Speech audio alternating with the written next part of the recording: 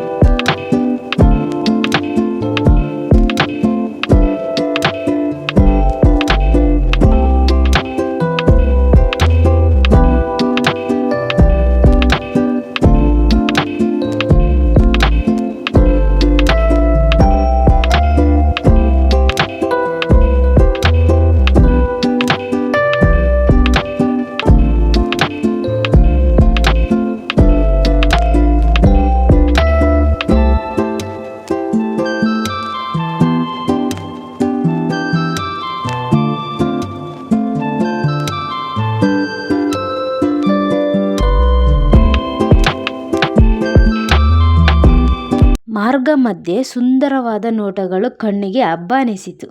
ಮೈಸೂರಿಗೆ ತಲುಪುವಷ್ಟರಲ್ಲಿ 2:30 ಆಗಿತ್ತು. ನಂತರ ಚಾಮುಂಡಿ ಬೆಟ್ಟಕ್ಕೆ ಹೋಗುವ ಬಸ್ ನಂಬರ್ ತಿಳ್ಕೊಂಡ್ವಿ. ಸುಮಾರು ಬಸ್ ಸ್ಟ್ಯಾಂಡಿಂದ 200 ಮೀಟರ್ ನಡ್ಕೊಂಡು ಹೋದ್ವಿ. ಅಲ್ಲಿ ಚಾಮುಂಡಿ ಬೆಟ್ಟಕ್ಕೆ ಹೋಗುವ ಬಸ್ ಸಿಗುತ್ತೆ. Bus number 201. ಬಸ್ ಹತ್ತಿಕೊಂಡು ಹೋಗುತ್ತಿರುವಾಗ ಚಾಮುಂಡಿ ಬೆಟ್ಟಕ್ಕೆ ಹೋಗುವ ದಾರಿ ತುಂಬ ಸುಂದರವಾಗಿ ಕಾಣಿಸುತ್ತದೆ. ದಾರಿ ಹೋದಂತೆ ಎಡಬದಿಯಲ್ಲಿ ದೊಡ್ಡ ದೊಡ್ಡ ಮರಗಳು, ಬಲಬದಿಯಲ್ಲಿ ಹಸಿರುಗಾವಲುಗಳು ಕಾಣಿಸುತ್ತವೆ.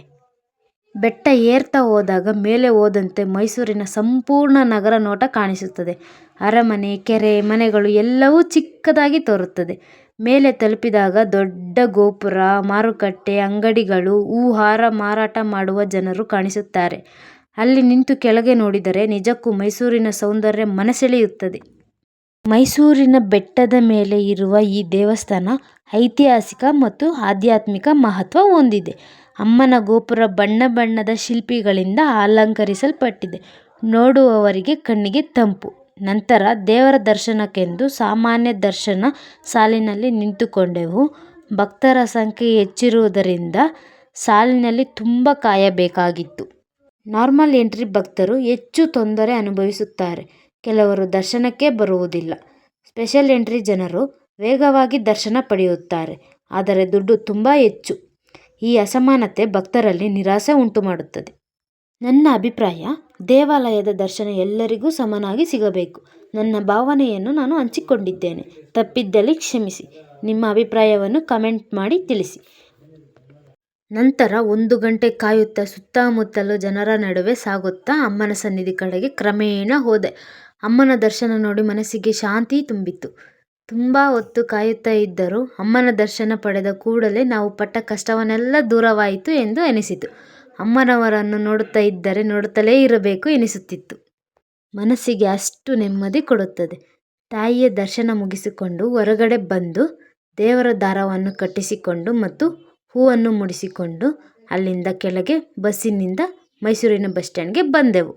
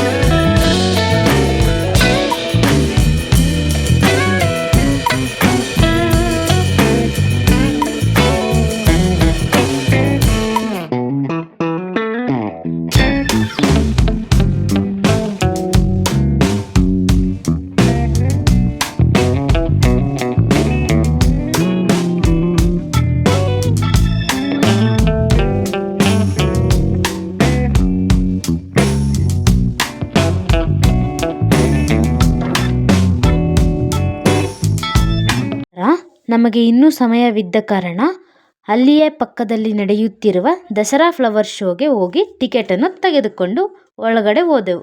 ಇಲ್ಲಿ ಪರ್ ಪರ್ಸನ್ 50 ರೂಪೀಸ್ ಚಾರ್ಜ್ ಮಾಡಿದರು. ಒಳಗೆ ಹೋದಂತೆ ಅಲ್ಲಿನ ಗಾಜಿನ ಮನೆ ಒಳಗಡೆ ತುಂಬ ಸುಂದರವಾದ ಫ್ಲವರ್ ಡೆಕೋರೇಷನನ್ನು ಮಾಡಿದ್ದರು. ಅದನ್ನೆಲ್ಲ ನೋಡಿಕೊಂಡು ಹೊರಗಡೆ ಬಂದೆವು. ಹೊರಗಡೆನೂ ಬಣ್ಣ ಬಣ್ಣದ ಹೂವಿನಿಂದ ಮಾಡಿದ ಅಲಂಕಾರ, ಆಕರ್ಷಕ ಶಿಲ್ಪಿಗಳು ಎಲ್ಲವೂ ಮನಸೆಳೆದವು. ಪ್ರತಿ ಜಾಗದಲ್ಲೂ ಫೋಟೋ ತೆಗೆದುಕೊಳ್ಳದೆ ಇರಲು ಸಾಧ್ಯವಿರಲಿಲ್ಲ, ಅಷ್ಟು ಸುಂದರವಾಗಿತ್ತು. ಹಾಗೆಯೇ ತುಂಬ ಜನರು ಇದ್ದರು. ಅಲ್ಲಿನ ಸುಂದರವಾದ ಹೂಗಳನ್ನು ನೋಡುತ್ತಾ ಸ್ವಲ್ಪ ಸಮಯವನ್ನು ಕಳೆದೆವು. ಮುಂದೆ ನಮ್ಮ ಸಿದ್ದರಾಮಯ್ಯ ಯೋಜನೆಗಳನ್ನು ಹೂವಿನ ರೂಪದಲ್ಲಿ ಡೆಕೋರೇಷನ್ ಮಾಡಿ ಅಲ್ಲಿ ಪ್ರದರ್ಶನಕ್ಕೆ ಇಟ್ಟಿದ್ದರು.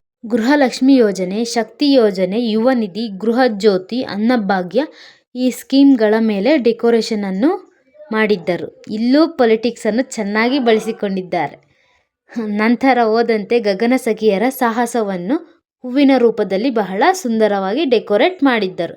ನಂತರ ದಸರಾ ಪ್ರಯುಕ್ತವಾಗಿ ಆನೆಯ ಮೇಲೆ ಅಂಬಾರಿಯೂ ಇರುವ ರೂಪದಲ್ಲಿ ಹೂವಿನ ಅಲಂಕಾರ ತುಂಬ ಅದ್ಭುತವಾಗಿ ಮಾಡಿದ್ದರು.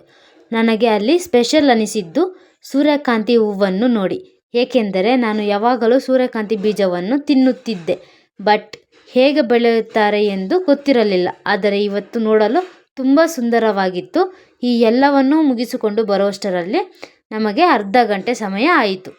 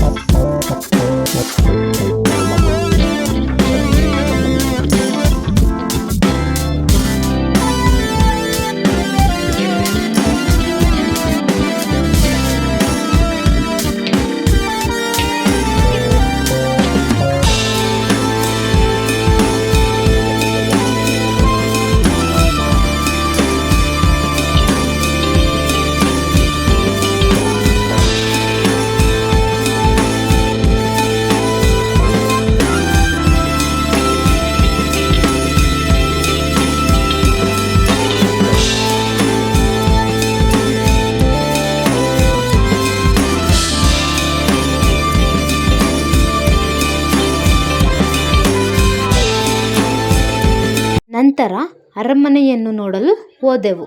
ಅಲ್ಲಿ ಆಯುಧ ಪೂಜೆ ಇದ್ದ ಕಾರಣದಿಂದಾಗಿ ನಮಗೆ ಒಳಗೆ ಎಂಟ್ರಿ ಇರಲಿಲ್ಲ. ಹಾಗೆ ಹೊರಗಡೆಯಿಂದಲೇ ಅರಮನೆಯನ್ನು ಫೋಟೋ ತೆಗೆದುಕೊಂಡು ತುಂಬ ಬೇಸರದಿಂದ ಹೊರಗೆ ಬಂದೆವು. ಹಾಗೆ ಬರುವಾಗ ಕುದುರೆ ಗಾಡಿಗಳು, ರೋಡ್ ಲೈಟಿಂಗ್ ಬಲೂನ್ಗಳು ನಮ್ಮ ಕಣ್ಣಿಗೆ ಬಿದ್ದವು. ಹಾಗೆ ಬರುವಾಗ ದಾರಿಯುದ್ದಕ್ಕೂ ಆ ಲೈಟಿಂಗ್ಸನ್ನು ನೋಡಿ ಎಂಜಾಯ್ ಮಾಡಿಕೊಂಡು ಬಂದೆವು. ನಂತರ ಇನ್ನೂ ಸಮಯವಿದ್ದ ಕಾರಣ ಬಸ್ ಸ್ಟ್ಯಾಂಡಿನಿಂದ 1 ಕಿಲೋಮೀಟರ್ ದೂರದಲ್ಲಿರುವ ಸೆಂಟ್ ಜೋಸೆಫ್ ಕ್ಯಾಥೆಡ್ರಲ್ ಚರ್ಚ್ಗೆ ಹೋದೆವು. ಅಲ್ಲಿನ ವಾತಾವರಣ ತುಂಬ ಸುಂದರವಾಗಿತ್ತು. ಆ ಸುಂದರ ಆರ್ಕಿಟೆಕ್ಚರ್ ನೋಡಿ ಮನಸ್ಸಿಗೆ ತುಂಬ ತಾಜಾ ಅನುಭವವಾಯಿತು.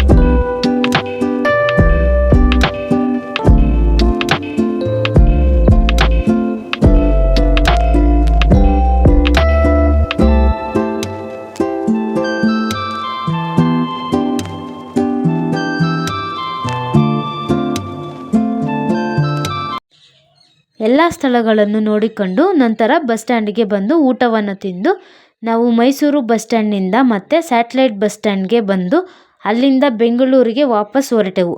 1 ದಿನದ ಪಯಣವಾದರೂ ಅನುಭವ ತುಂಬ ಅದ್ಭುತವಾಗಿತ್ತು ಮತ್ತು ನಮಗೆ ಶಕ್ತಿ ಯೋಜನೆ ಸ್ಕೀಮ್ ಇರುವುದರಿಂದ ತುಂಬ ಸುಲಭವಾಗಿತ್ತು.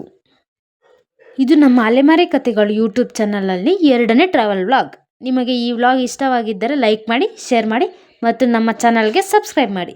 ಮುಂದಿನ ಪಯಣದಲ್ಲಿ ಸಿಗುವ ಮತ್ತೆ ಧನ್ಯವಾದಗಳು.